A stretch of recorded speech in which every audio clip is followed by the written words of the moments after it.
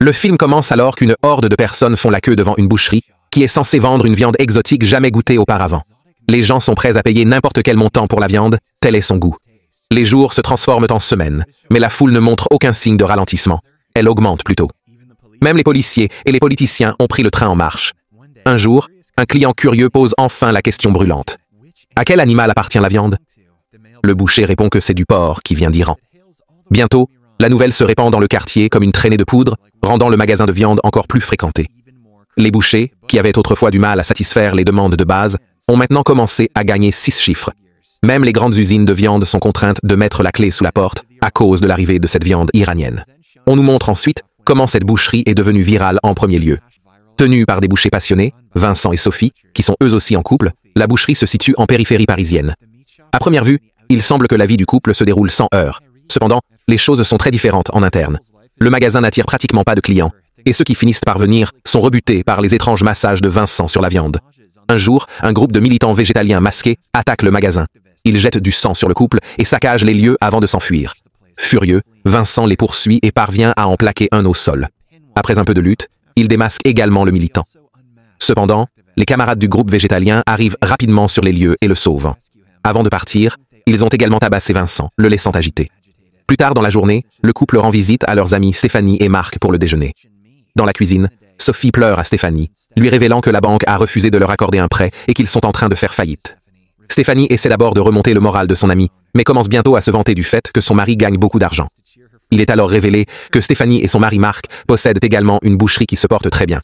Au bout d'un moment, alors que les deux couples dînent ensemble, Vincent évoque l'incident de tout à l'heure, au cours duquel sa boutique a été vandalisée. Tout d'abord, Marc se moque de lui parce qu'il n'a installé aucune mesure de sécurité, puis il sort un fusil et le donne à Vincent.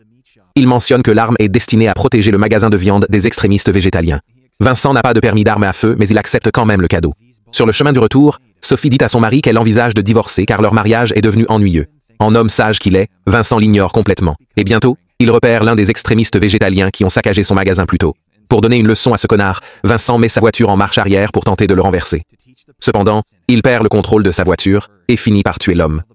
Paniqué, il appelle la police et avoue qu'il s'agit d'un accident, mais Sophie l'arrête, craignant une longue peine de prison.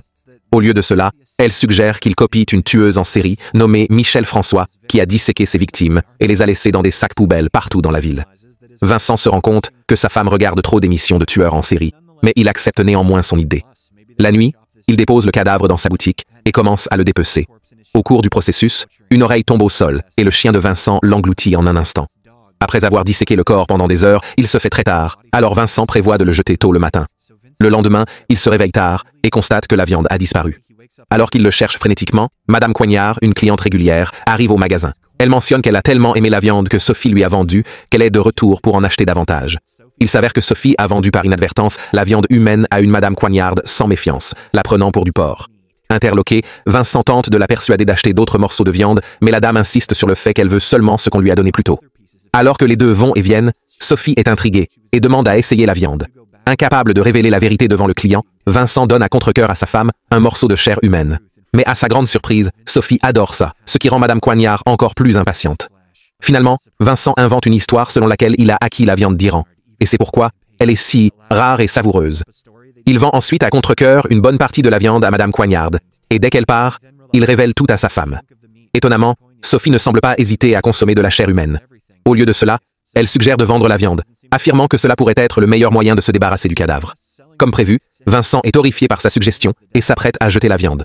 Cependant, avant qu'il ne puisse le faire, un autre client entre dans le magasin et réclame la viande que Madame Coignard a achetée.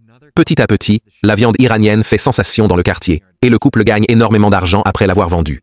Voyant la popularité du produit monter en flèche, Vincent devient curieux, et plus tard dans la nuit, il ramène un morceau de viande à la maison. Il l'essaye avec hésitation, mais, à sa grande surprise, finit par l'adorer. Bientôt, Sophie s'approche de lui et lui révèle que les végétaliens ont du sang extrêmement pur, et c'est pourquoi leur chair a si bon goût. Elle suggère ensuite qu'il devrait chasser les extrémistes végétaliens et vendre leur chair pour générer plus de revenus.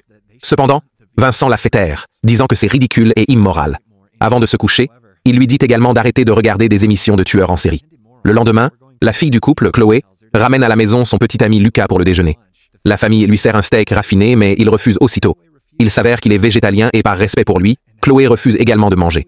Après le départ des végétaliens, Vincent et Sophie se rendent compte que toutes leurs préparations pour un repas familial ont été gâchées à cause du véganisme. Cela les met en colère, et Vincent décide de poursuivre le plan de Sophie de chasser les végétaliens. Cette nuit-là, le couple se rend dans un restaurant végétalien et choisit le propriétaire comme première cible. Ils le suivent un moment, et Vincent parvient même à s'introduire dans sa chambre avec un coup près. Cependant, au dernier moment, il prend froid et recule. La première tentative ayant été un échec total, Sophie, l'exigeante, estime qu'elle a besoin de plus de pratique. Ainsi, le lendemain, le couple revient avec un plan élaboré. Ils font semblant d'être végétaliens et manifestent devant un supermarché à la recherche d'une cible végétalienne potentielle. Finalement, un gars maigre s'approche d'eux, les félicitant pour leurs efforts. Sophie le convainc de se retrouver plus tard dans un parking pour qu'ils discutent de trucs végétaliens. Conformément au plan, le couple se rend sur place tôt et répète différentes façons de tuer leur cible. Bientôt, le végétalien arrive dans une camionnette, mais au grand désarroi du couple, il a également amené certains de ses amis. Pour cette raison, Sophie et Vincent sont contraints d'abandonner leur projet. Au bout d'un moment, les végétaliens révèlent qu'ils vont faire une descente dans une boucherie. Alors ils demandent au couple de les suivre. Craignant d'être exposés, Sophie et Vincent acceptent à contre-cœur. En chemin, ils mentent sur leur identité actuelle et mentionnent qu'ils sont fleuristes. Une fois arrivés à destination, le couple de bouchers se rend compte que la boucherie appartient à leurs propres amis, Marc et Stéphanie. Sophie commence à douter de l'idée, mais Vincent, qui en vient clairement ses amis riches, entre dans le magasin et commence à le saccager avec les végétaliens. Dans la scène suivante, le couple se rend au restaurant pour dîner. Là, ils discutent des moyens de traquer les victimes sans éveiller les soupçons. Cependant, ils ne sont pas d'accord sur quelque chose et se lancent bientôt dans une vilaine bagarre, provoquant le départ en colère de Vincent. Alors que Sophie est assise seule, un serveur profite de l'occasion et la drague. Sophie se rend compte qu'ils ont des intérêts similaires et au bout d'un moment, le serveur l'emmène faire un tour. Lorsqu'ils arrivent devant la maison de Sophie, les choses deviennent romantiques et les deux commencent à s'embrasser. Cependant, lorsque Sophie découvre qu'il est végétalien, elle lui mord volontairement la langue, la faisant saigner. Elle l'invite ensuite à l'intérieur pour soigner sa blessure, ce à quoi le serveur s'oblige. Pendant que le gars est dans la salle de bain, Sophie s'approche de Vincent et l'informe de la situation. Comme prévu, ce dernier devient nerveux et refuse de le faire, mais la rusée dame commence à le faire chanter, disant qu'elle couchera avec le serveur s'il refuse de tuer. En entendant cela, Vincent s'emporte et commence à aiguiser son couteau. Mais au dernier moment, il se dégonfle à nouveau et exhorte sa femme à laisser partir l'homme. Cependant, Sophie a d'autres projets. Elle met volontairement l'homme nu et entreprend d'avoir des relations sexuelles avec lui. Cela finit par énerver Vincent, alors il bat le pauvre homme à mort. Le lendemain, Sophie reçoit un appel de son amie, Stéphanie, qui lui raconte le vandalisme de la nuit dernière. Le couple de bouchers arrive aussitôt sur les lieux, faisant semblant d'être inquiet. Là, il voit Marc se disputer avec un policier. Il s'avère qu'il s'agit du même officier qui enquête sur le vandalisme de la boucherie de Vincent. Ensuite, l'agent demande à parler à Vincent en privé. Vincent panique d'abord, mais bientôt, on apprend que le policier a également entendu parler du fameux porc iranien et qu'il veut en acheter. Désireux de gagner plus d'argent, Vincent dit immédiatement oui, et plus tard dans la journée, le couple revend à nouveau de la viande humaine.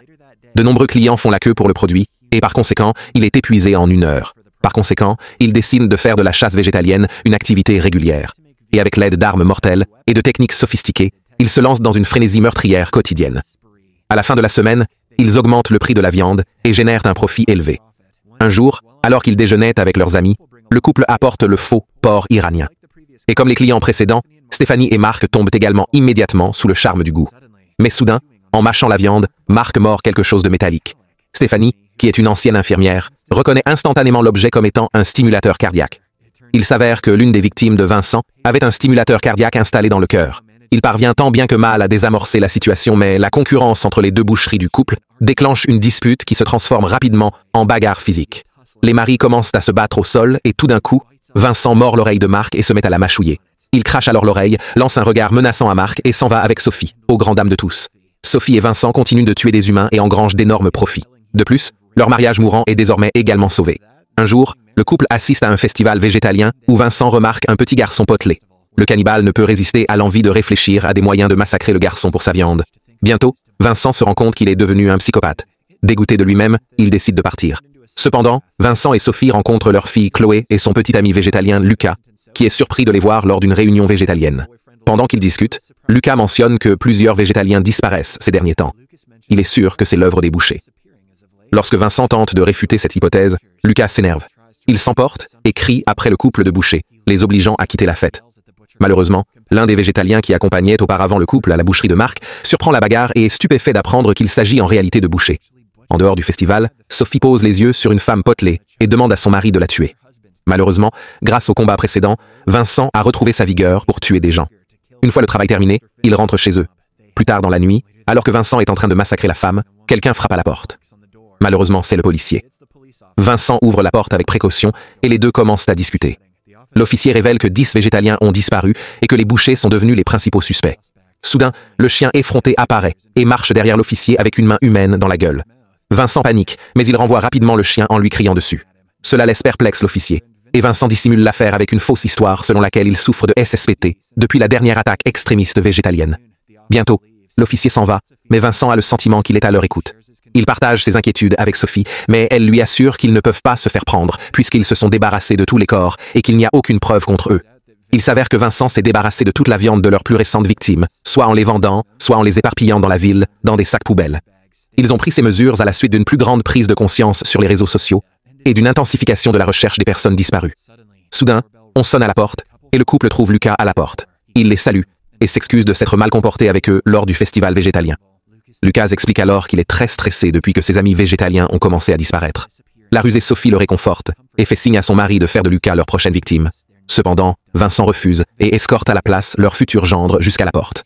Le lendemain, sans consulter Sophie, Vincent annonce à ses clients qu'il ne vendra plus de porc iranien, au grand désarroi de tous. Cela entraîne une dispute entre le couple, obligeant Vincent à quitter le magasin avec son chien. Pendant ce temps, le groupe végétalien qui a détruit la boucherie de Marc se présente chez Vincent pour se venger de leur trahison. Sophie essaie de les renvoyer mais sans succès. Au lieu de cela, ils l'ont ligotée et réduite à néant.